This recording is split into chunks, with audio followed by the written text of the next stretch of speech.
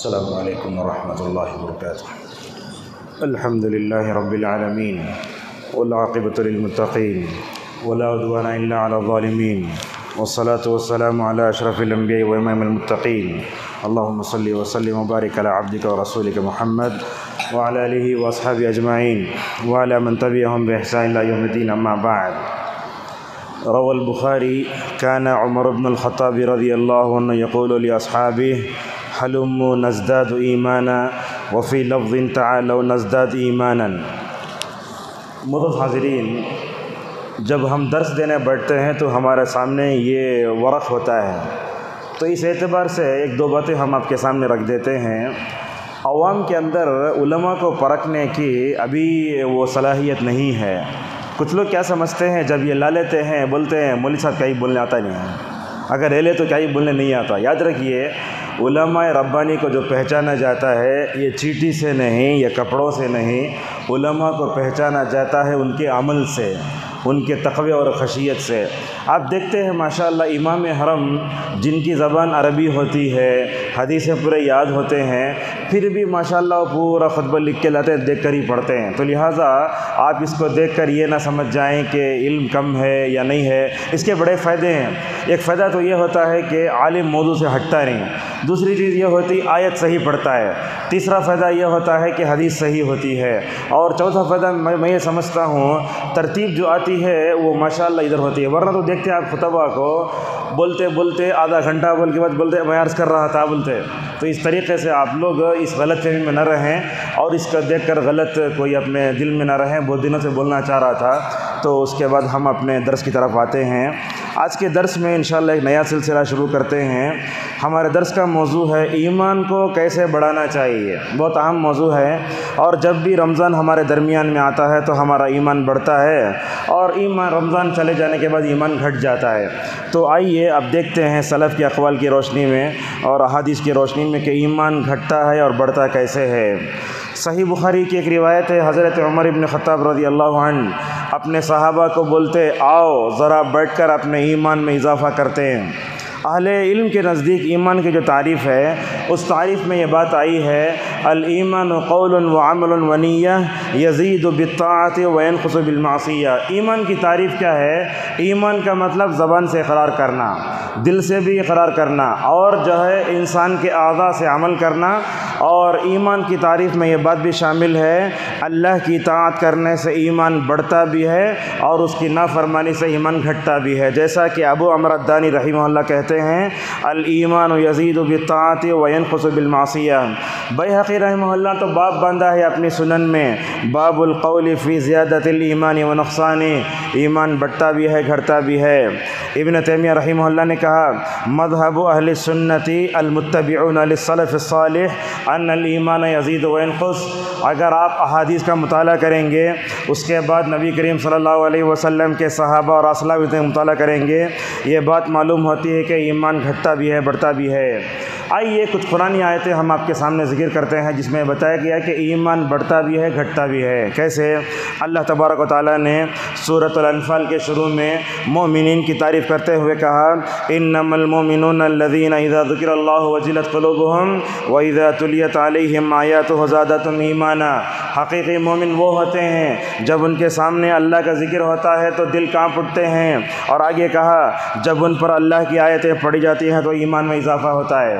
اب تراویح میں ہم لوگ کھڑے ہوتے ہیں، آپ سمجھتے ہیں کس کا ایمان بڑھتا ہے کس کا ایمان گھٹتا ہے؟ جو آدمی قرآن کا معنی سمجھ رہا ہے، کیا ہے جنت ہے جہنم ہے، اسے سمجھ میں آ جاتا۔ اب جسے سمجھ میں نہیں آیا خاموش کھڑا ہوا ہے، لہذا معلوم یہ ہوا ایک امام کے پیچھے کئی لوگ ہوتے ہیں مگر ان کی اپنی اپنی جو ہے نیت ہوتی ہے۔ اگر انہوں پوری توجہ سے نماز پڑھے تو ثواب اتنا ہی ملے گا جتنا ان کو توجہ ہے۔ اسی لیے اللہ کے نبی صلی اللہ علیہ وسلم نے فرمایا امام کے پیچھے کچھ لوگ ایسے بھی ہوتے ہیں، امام کے پیچھے کچھ لوگ ایسے بھی ہوتے ہیں نعوذ باللہ توجہ کچھ بھی نہیں ہوتی، نماز میں کھڑے ہوتے ہیں ادھر ادھر توجہ ہوتی ہے۔ آپ نے فرمایا نماز سے واپس ہوتے ہوئے ذرہ ثواب بھی واپس نہیں لے جاتے، اللہ اکبر، اس طریقے کی ہوتی ہے۔ اور اسی طریقے سے اللہ تبارک و تعالیٰ نے سورہ توبہ کے آخری میں کہا مومن کا ایمان جب بڑھتا ہے تو اسے خوشی ہو جاتی ہے ماشاءاللہ، چنانچہ کہا فَأَمَّا الَّذِينَ آمَنُوا فَزَادَتْهُمْ إِيمَانَهُمْ وَهُمْ يَسْتَبْشِرُونَ۔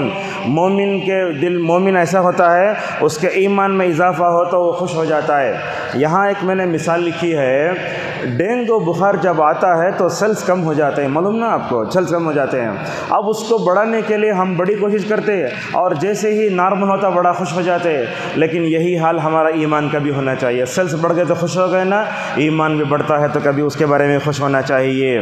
اور یاد رکھیں، ہمیں دین میں دیکھتے ہیں دنیا میں تجارت کر کے خوب نفع کماتے ہیں، بہت نفع آیا، بیوی کے پاس سب بولتے، مگر دین کے بارے میں، ایمان میں اضافہ کرنے کے بارے میں ہمیں مکمل طور پر سوچنا چاہیے۔ دیکھیے عبدالرزاق صنعانی رحمہ اللہ کہتے ہیں، میں نے 62 علماء سے میں نے ملاقات کی، ان سب کا عقیدہ یہ تھا کہ ایمان بڑھتا بھی ہے گھٹتا بھی ہے۔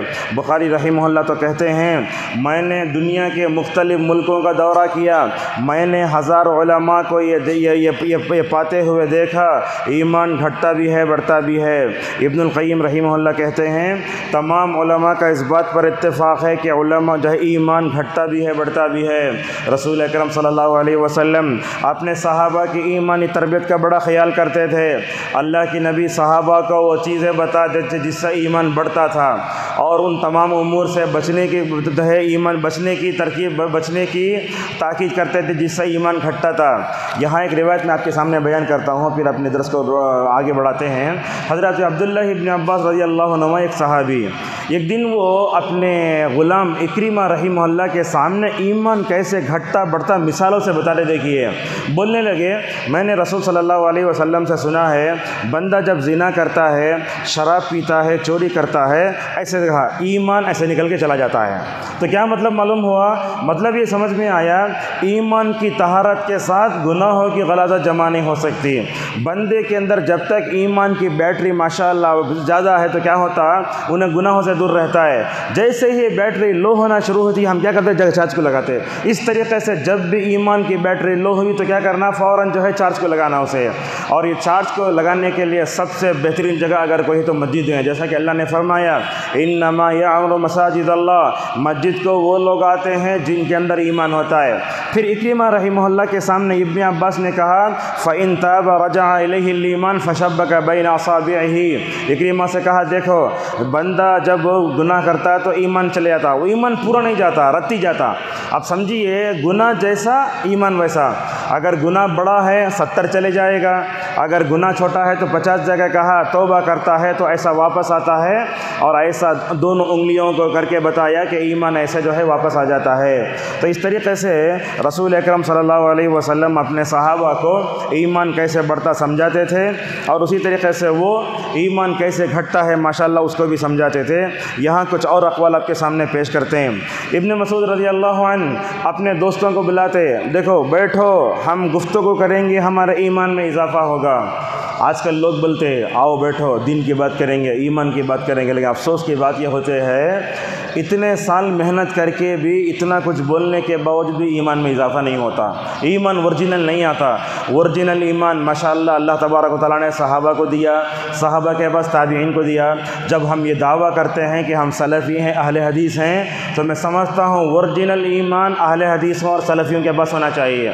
تو اس طریقے سے حضرت عبداللہ مسعود رضی اللہ عنہ دعا کرتی ہے، دعا دیکھیے، اللہم زدنی ایمانا و یقینا وفقہا، اے اللہ تو میرا ایمان میں اضافہ فرما، میرے یقین میں اضافہ فرما، میری سمجھ میں اضافہ فرما۔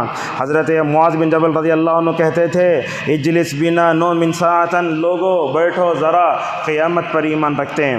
تو اس سے کیا معلوم ہوتا، صحابہ کرام بار بار ایک دوسرے کو بولتے آؤ بیٹھو ذرا ایمان کی بیٹری کو ذرا چارج کرتے ہیں۔ عبداللہ بن رواحہ رضی اللہ عنہ لوگوں کو پکڑ کے بولتے، لوگوں اپنے ایمان میں اضافہ کر لو۔ ابو الدرداء رضی اللہ عنہ کا کہنا ہے، آدمی کو اس بات کا علم ہونا چاہیے کہ ایمان گھٹتا ہے کیسے بڑھتا ہے۔ عمر ابن حبیب رحمہ اللہ سے کہا گیا، ایمان کیسے گھٹتا ہے بڑھتا ہے، تو کیا کہنے لگے، دیکھو جب بندہ اللہ کا ذکر کرتا ہے، الحمدللہ بولتا، اس کی تعریف کرتا، اس کی تذکیر بیان کرتا تو ایمان بڑھتا ہے۔ جیسے ہی بندہ معصیت کے سمندر میں ڈوب جاتا ہے تو وہیں سے نعوذ باللہ اس کے ایمان میں کمی ہونا شروع ہو جاتی ہے۔ اوزاعی رحمہ اللہ کا یہ قول سنی، کیا کہتے ہیں، ایمان اگر بڑھتا ہے تو پہاڑوں کی طرح ہوتا ہے۔ اللہ اکبر، یہ صحابہ کو حاصل تھا، یہ ایمان بڑھتا ہے تو پہاڑوں کی طرح ہوتا ہے۔ ایمان کم ہوتا ہے تو ذرہ برابر بھی نہیں رہتا۔ آج ہم نوجوان لڑکے لڑکیوں کو لے جا کے کالجوں میں سب ڈالتے، ان کی ایمانی تربیت نہیں کر کے رہتے، اسی لیے وہ عشق کے چکر میں نعوذ باللہ غیر مسلم ساتھ بھاگ جاتے ہیں۔ امام احمد رحمہ اللہ کہتے ہیں ایمان بڑھتا ہے اللہ کی اطاعت سے، دیکھو ماشاءاللہ بڑھتا ہے، ساتوں آسمانوں کی بلندیوں تک پہنچتا ہے بندہ، اور جیسے ایمان گھٹتا ہے تو وہ جانور سے بھی گیا گزرا ہو جاتا ہے۔ ایک دو حدیثیں بیان کر کے اپنی بات کو ختم کرتے ہیں۔ نبی کریم صلی اللہ علیہ وسلم نے فرمایا اگر تم برائی کو دیکھے تو زبان سے روکو، پہلا اسٹیج۔ دوسرا اسٹیج یہ ہے اگر تم برائی کو دیکھو تو زبان سے روکو، دو ہو گیا نا۔ ہاتھ سے روکنے والا کون؟ ذمہ دار، عالم، حاکم، یا ایسا ہوگا۔ زبان سے روکنے والا خطیب بھی ہوگا، جیسے میں بول رہا ہوں یہ بھی ہوگا، لیکن آپ نے فرمایا زبان سے بھی نہیں روک سکے، ہاتھ سے بھی نہیں روک سکے، کم از کم اپنے دل میں برائی کو اس منکر کو برا جاننا۔ آج کل ہم دیکھتے ہیں ایک آدمی ٹخنے کے نیچے کپڑے پہنا ہوا ہے، کوئی آدمی داڑھی کاٹ رہا ہے، کوئی عورت بغیر برقعے کے نکل رہی ہے، اگر ہم اس پر خاموش بیٹھے ہیں بولے تو ہمارے اندر ایمان نہیں ہے۔ لہذا ابن رجب حنبلی رحمہ اللہ نے کہا ہر مومن کو اپنے دل میں برائی سے نفرت ہونا چاہیے۔ اگر برائی سے نفرت نہیں ہے بولے تو مطلب یہ ہے کہ اس کے اندر ایمان نہیں ہے۔ اور جو حدیث میں نے آپ کے سامنے بیان کی کہ بندہ جب شراب پیتا ہے، چوری کرتا ہے، زنا کرتا ہے تو ایمان جو ہے چلا جاتا ہے، جیسے ہی توبہ کرتا ہے تو ایمان واپس آ جاتا ہے۔ انشاءاللہ کل سے ہم وہ بتائیں گے ایمان بڑھانے کے لیے ہمیں کیا کرنا چاہیے۔ اللہ تبارک و تعالیٰ سے ہماری دعا ہے اللہ تعالیٰ اس رمضان کو ہمارے ایمان میں اضافے کا ذریعہ بنائے، اور ایمان بڑھتا کیسے ہے ان تمام اسباب کو پانے کی ہم سب کو توفیق عطا فرمائے، اور ایمان جس سے گھٹتا ہے ان تمام اسباب سے اپنے آپ کو اور اپنے گھر والوں کو بچانے توفیق عطا فرمائے۔ وآخر دعوانا الحمد للہ رب العالمین۔